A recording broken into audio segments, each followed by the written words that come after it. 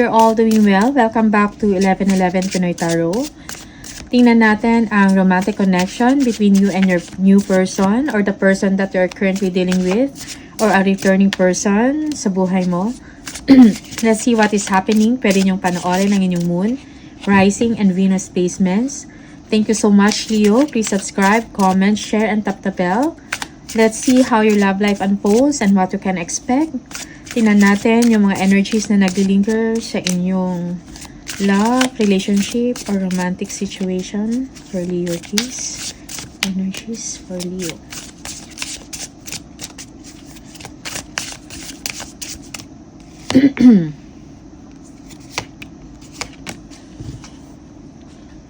Okay. Tangled, unable to free yourself from a sticky situation, taking a step back helps you see clearly. Okay. May mga kailangan kayong pag-isipan, Leo.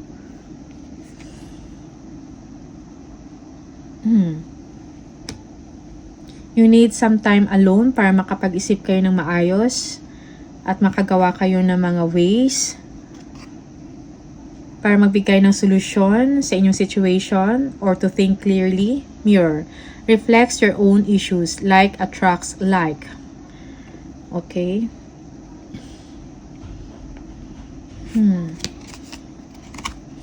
False hope tries to sell you a pipe dream, no substance, evasive. Someone is giving you a false hope.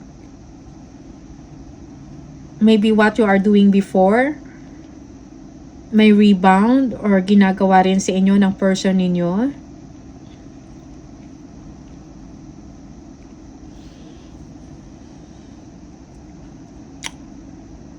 You want to see things clearly. Ini-evaluate ninyo ang situation. Okay? Let's see kung ano yung energies from the tarot.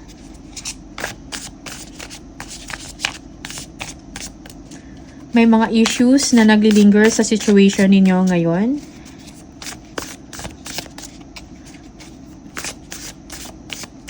It's a little bit cloudy. Okay?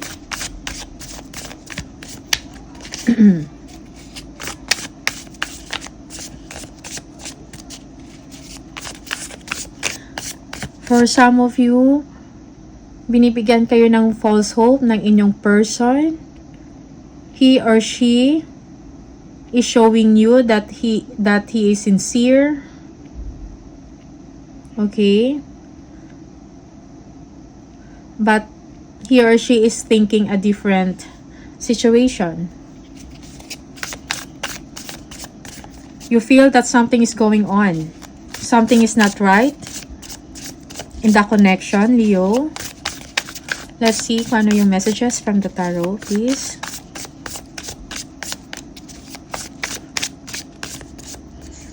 Ano here? Okay.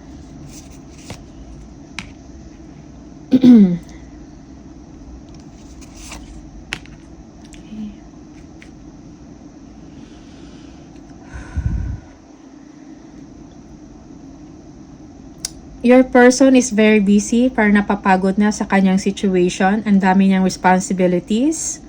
Okay? He or she is multitasking, bahay, trabaho, kids, okay, and other obligations.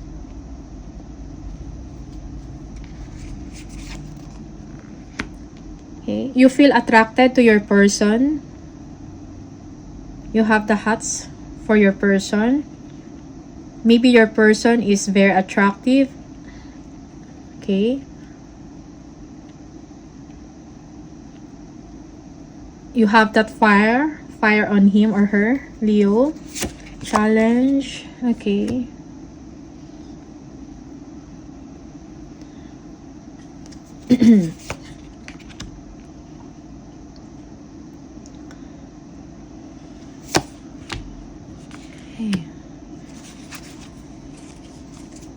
Bottom of the deck, you have the Death.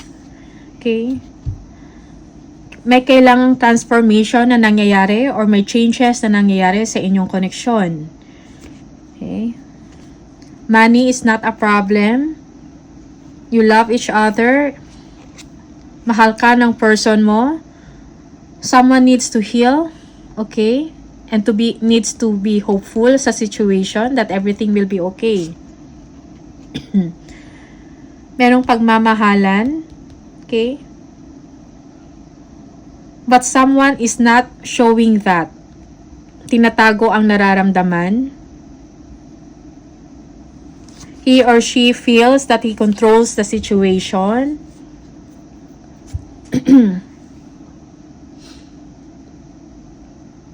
Yung totoong nararamdaman niya, hindi niya pinapakita, Leo. And that is the challenge for you.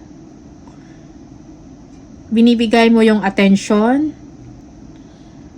Pinapakita mo sa kanya na gusto mo siya. Okay? Physically, emotionally,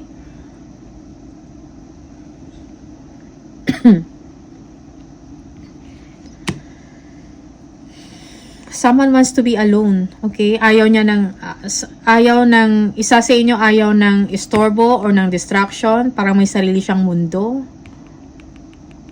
He or she doesn't want to be bothered. He wants to be separated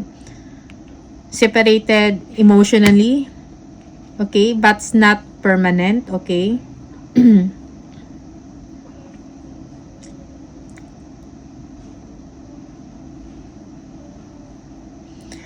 Your person busy ngayon, okay? Madami siyang ginagawa, pero open siya sa kung ano ang gusto mo or kung ano yung kailangan mo sa kanya. Maybe he or she is just waiting for a perfect time para makamake siya ng move for you, okay? He or she is willing to make a change, okay? He or she is willing to make a move. It's just that sa ngayon, para ang dami niya lang inaasikaso. Kailangan niya ng time management.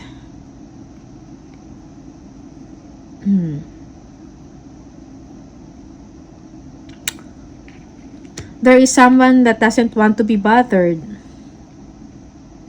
Okay?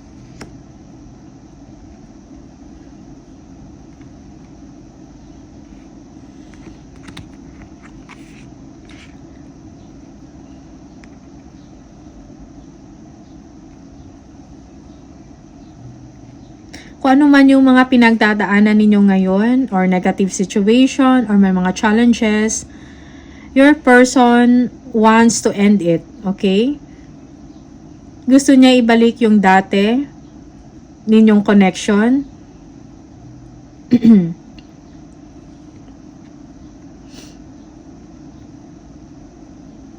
Gusto niya maging successful yung relationship niyo all throughout. Pag-usapan yung mga hindi pagkakaintindihan. Siguro dahil yung work, merong distraction sa work. Hindi nabigyan ng panahon ang connection ninyong dalawa. He or she is too busy. Loaded, okay? And he or she is also physically stressed. Parang napapagod na siya sa kanyang ginagawa. Yan ang gusto niyang ipakita sa inyo, Leo. That's why hindi niya ma-express yung love niya sa inyo dahil madami siyang ginagawa. Busy siya. Ito. Okay? Marami siyang inaasikaso. Pero yung puso niya nandyan pa rin. Mahal ka niya, Leo. Pero hindi niya lang ma-express kasi pagod yung tao. Okay? You need some time together, like mag-date kayo, okay? Time to enjoy each other, maybe outside home.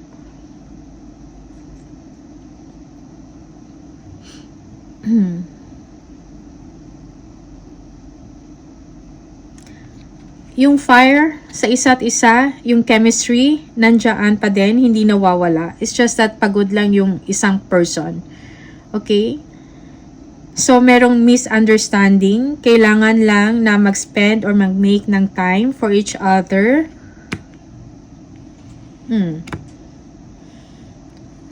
Because someone doesn't want to be bothered. Okay? Feeling ng isa, walang pakialam sa kanya. Pero actually, nandyan, kulang lang sa oras. Okay, Leo? You are very attracted to this person, Leo. But it seems na yung focus ng inyong person ay sa work, sa kanyang mga obligations.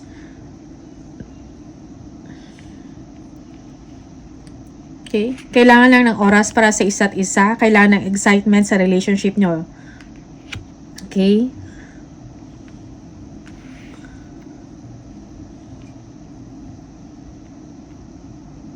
The love is still there.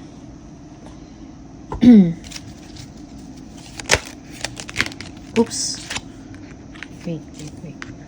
Tingnan natin kung ano pa yung mga messages. Additional messages for you, Leo.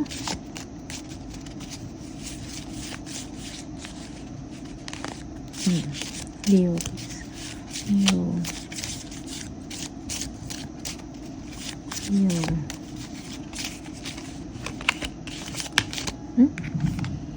Forgiveness. Stop focusing your energy on past events. For life is too precious to waste. You create your reality by what you think, dream, and imagine. Okay? Kailangan ng forgiveness, no, sa situation. Kung merong hindi pagkukulang or merong misunderstanding. When it comes to matters of the heart, there is no right or wrong. Every choice you make expands your understanding of life and love. Okay? Kailangan ng clarity sa situation.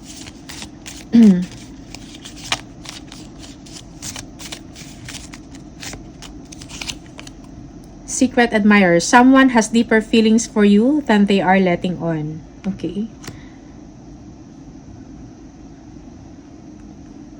So, in your case, sa situation ninyo, mahal ka ng tao, hindi niya lang naipapakita ng maayos. Okay? Because maybe someone is distracted from his or her work. Distracted of his work, her work.